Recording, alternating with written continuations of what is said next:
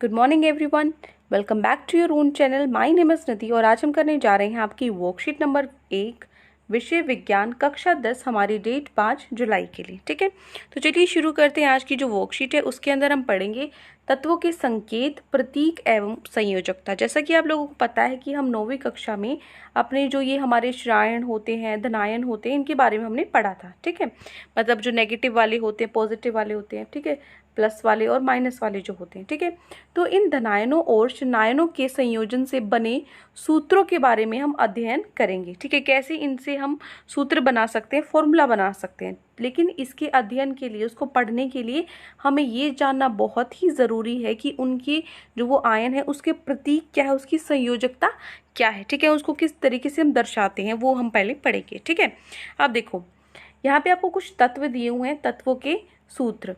Hydrogen है, जैसे hydrogen का जो संकेत है, प्रतीक है, हम हाइड्रोजन को किससे दर्शाते हैं? H से दर्शाते हैं। जैसे आपका होता है H2O, क्या होता है? जल होता है ना, पानी होता है। तो इसमें H क्या है? हाइड्रोजन है। तो हम हाइड्रोजन को H से दर्शाते हैं और इसकी संयोजकता क्या है?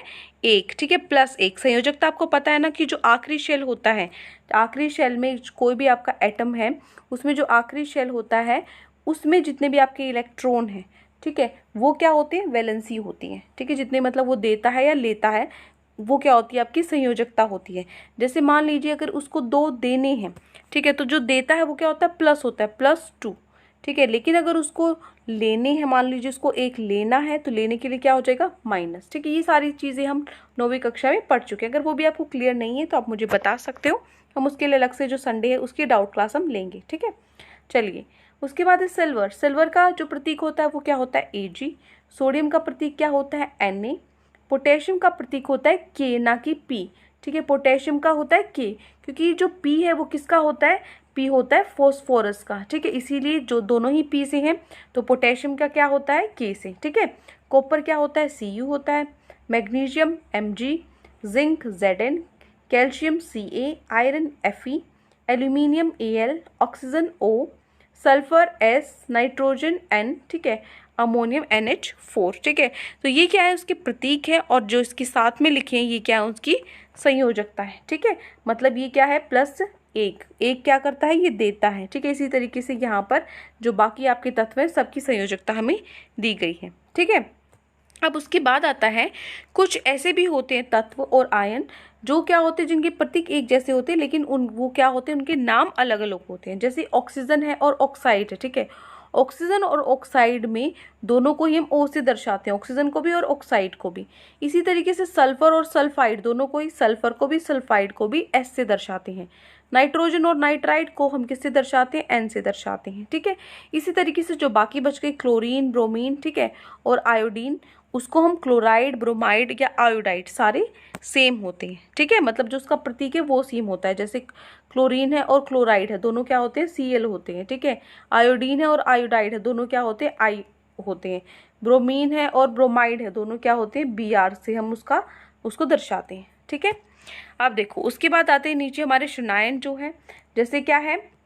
हाइड्रोक्सिकल, क्या होता है? OH, इसका प्रतीक क्या होता है? OH, जिसकी संयोजकता क्या है? -1। क्लोराइड, अभी मैंने आपको बताया क्या होता है? Cl। ब्रोमाइड क्या होता है? Br। Iodide I। आपको कंफ्यूजन कहाँ पर होती है? नाइट्राइट और नाइट्राइड में। नाइट्रेट क्या होता है? NO3, और नाइट्राइट क्या होता है? NO2। ठीक है, ट्रेट और ट्राइट फर्क है। नाइट्रेट में क्या होगा? NO3, नाइट्राइट लिखा होगा तो क्या होगा? NO2। ठीक है, एसीटेट क्या होता है? CH3COO। बाइकार्बोनेट क्या होता है? HCO3। ठीक है, हम इसको हाइड्रोजन कार्बोनेट भी बोलते हैं। कार्बोनेट क्या होगा? खाली कार्बोनेट होगा तो CO3। ऑक्साइड आपको पता है O, sulphide S, nitrite N, और फॉस्फेट क्या होगा? PO4। ठीक है, और ये इसकी क्या है? यहाँ पर संयोजकता आपको दी गई है। तो ये तो हमने प्रतीक और संयोजकता पढ़ ली है। वैसे तो आपको सारी होनी चाहिए याद, लेकिन ये जो आपको दी गई है ये बहुत बहुत ज़रूरी है। जितनी भी आपकी केमिस्ट्री है आपकी सारी इन पर निर्भर करती है, तो ये पढ़ना बहुत ज़रूरी है।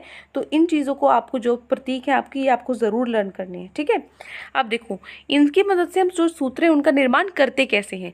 जो धनायन है और ऋणायन है उनकी संयोजकताओं के आदान प्रदान से, आपस में उनको बदल कर हम क्या करते हैं? सूत्र का निर्माण करते हैं। जैसे उदाहरण के तौर पर आपको दिया गया गया है यहाँ पे MgCl, ठीक है, मतलब मैग्नीशियम क्लोराइड। आपको ये दिया होगा कि मैग्नीशियम क्लोराइड का फॉर्मूला लिखो, तो आप क्या लिखोगे, मैग्नीशियम Mg होता है, क्लोराइड क्या होता है, Cl होता है। Mg की जो संयोजकता होती है वो क्या होती है, +2 होती है, और Cl की संयोजकता क्या होती है, -1 होती है, ठीक है। जैसे यहाँ पे क्लोराइड Cl की संयोजकता क्या होती है, -1 होती है। तो हम क्या करते हैं, इनको आपस में बदलते हैं। यहाँ पे जो Mg है, Mg को तो किससे हम गुना करेंगे, Mg को गुना करेंगे 1 से, ठीक है, और Cl को गुना करेंगे 2 से, तो Mg 1 और Cl क्या हो गया, 2। तो ये बन गया हमारा सूत्र, ठीक है। तो जो संयोजकता है सदैव तत्व या मूलक के नीचे दाईं ओर लिखी जाती है, ठीक है, छोटा सा साइड में लिखा जाता है। मान लीजिए मूलकों में यदि किसी संख्या का लिखा जाना आवश्यक है, पहले से ही कुछ लिखा हुआ है, तो उसके कोष्टक में डाल दिया और फिर संख्या लिखी जाती है। मतलब फॉर एग्जाम्पल जैसे यहाँ पर है HCO3 है, पहले से ही HCO3 है, अगर हमें इसको क्रॉस मल्टीप्लाई करना हो 2 से, तो 2 कहाँ आ जाएगा, नीचे ब्रैकेट लगा कर आ जाएगा, ठीक है। अभी उदाहरण में हम करेंगे तो आपको चीज़ें समझ में आ जाएंगी। अब जो आपकी वर्कशीट है इसमें आपको 2 क्वेश्चन दिए हुए हैं, ठीक है, ये आपको दिख रहे हैं ना, ये 2 प्रश्न दिए गए हैं, जिसमें पहला आपका प्रश्न है sodium, silver, chlorine, oxide, sulphide, calcium के प्रतीक और संयोजकता आपको लिखनी है। तो पहले प्रश्न को हम करते हैं, ठीक है। तो पहला प्रश्न है आपको इन सब की आपको संयोजकता लिखनी थी, तो हम लिखेंगे सोडियम की क्या होगी, Na, इसका प्रतीक होता है, और इसकी संयोजकता क्या होगी, +1।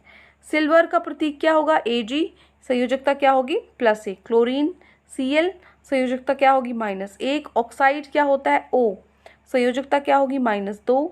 सल्फाइड S से हम दर्शाते हैं, संयोजकता -2, और कैल्शियम क्या होता है, Ca+2, ठीक है। तो इस तरीके से आपको टेबल बनानी है। ये हो गया आपका पहला प्रश्न, ठीक है। साफ आपको दिखाई दे रहा होगा, अगर आपको साफ नहीं दिखाई दे रहा है तो आप यूट्यूब में ही 3 आपको डॉट्स दी गई हैं जो कोने में, तो यहाँ पे आपको सेटिंग्स में क्या कर लेना है, जो क्वालिटी है वो बढ़ा लेनी है, ठीक है, सिर्फ क्वेश्चन आंसर्स में। बाकी चीज़ें जो आपको सुननी है वो तो आप ऐसे ही सुन सकते हो, लेकिन अगर आपको लिखने में प्रॉब्लम होती है तो आप क्वालिटी बढ़ा 480 या 720 क्वालिटी को बढ़ाकर एक बार अपना आंसर अच्छे से देख पाओगे, ठीक है। तो ये हो गया आपका प्रश्न नंबर 1 का उत्तर। अब हम चलते हैं हमारे प्रश्न नंबर 2 पे। प्रश्न 2 है आपको क्या करना है, निम्नलिखित जो यौगिक है इनके सूत्र आपको लिखने हैं, जैसे calcium carbonate, zinc sulphate, aluminium sulphate, silver chloride, इन सब के आपको क्या लिखने हैं, सूत्र लिखने। तो चलिए इनको लिखना स्टार्ट करते हैं। किस तरीके से लिखना है, देखो आपको उदाहरण जिस तरीके से दिया हुआ है ना, ये इसी तरीके से आपको अपना आंसर लिखना है। अगर आप ऐसे नहीं लिखोगे तो आपके मार्क्स कट सकते हैं। बहुत सारी जो वीडियोस हैं आपको मिलेंगी जिसमें आपको डायरेक्ट क्या मिलेगा, आपको इसका जो सूत्र है वो लिखा मिलेगा, लेकिन ऐसा आपको नहीं करना है, आपको उसको सोल्व करके दिखाना है, ठीक है। आपकी बुक में जिस तरीके से दिया हुआ है आपको उसी तरीके से उसको करना है, ठीक है। अब देखिए क्या है, कैल्शियम कार्बोनेट। तो कैल्शियम क्या होता है, Ca, कार्बोनेट क्या होता है, CO3, हमने लिख लिए। फिर कैल्शियम की जो संयोजकता है वो +2 होती है, CO3 की संयोजकता क्या होती है, -2 होती है। अब देखो यहाँ पे दोनों सेम है, +2 और -2 से क्या हो जाएंगे, आपस में कट जाएंगे, तो ये एज इट इज़ क्या हो जाएगा, CaCO3 ही हमने सीधा लिख दिया। अगर ये नहीं कटते, मान लीजिए एक जगह 1 होता एक जगह 2 होता तो नहीं कटते, तो हम उनको बदल कर लिखते, ठीक है। आगे समझ में आ जाएगा अगले पार्ट्स में। अगला है जिंक सल्फेट। जिंक क्या होता है, Zn, सल्फेट क्या होता है, SO4, ठीक है। जिंक की संयोजकता है +2 और SO4 की संयोजकता है -2। इनको करोगे आप फिर बदल करेंगे, इंटरचेंज करेंगे तो क्या होगा, यहाँ पे +2 और -2 आपस में कट जाएगा, तो सीधा सीधा क्या बचा, ZnSO4 बचा, ठीक है। तो यही हमारा उत्तर हो जाएगा, ठीक है। अब मान लीजिए जिसमें अलग अलग हो, अगले पार्ट में क्या है, अलग है। जैसे यहाँ पे है आपका एल्यूमिनियम सल्फेट, एल्यूमिनियम लिख लिया Al और सल्फेट लिख लिया SO4।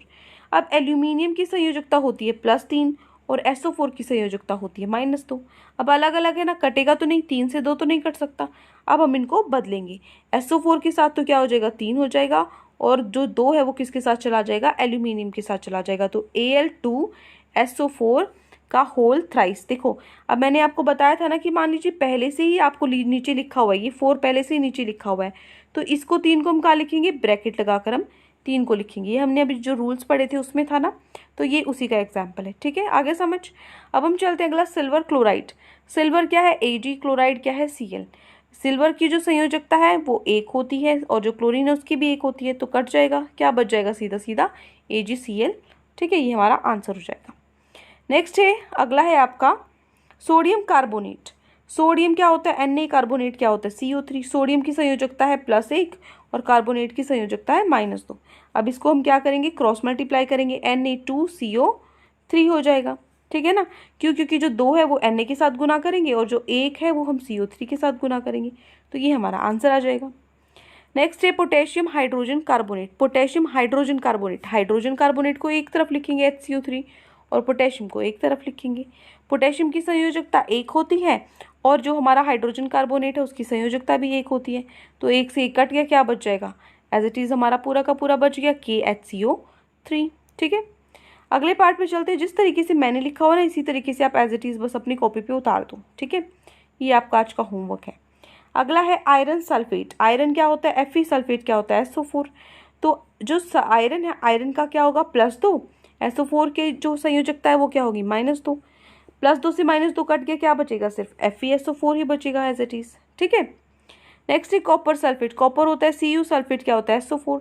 कॉपर की जो संयोजकता है +2, सल्फेट की -2, फिर से कट जाएगा, क्या बच जाएगा? सिर्फ CuSO4 हमारा आंसर हो जाएगा। ठीक है, तो ये 2 प्रश्न आज आपकी वर्कशीट में दिए गए थे। आई होप आपको अच्छे से समझ में आ गई हैं।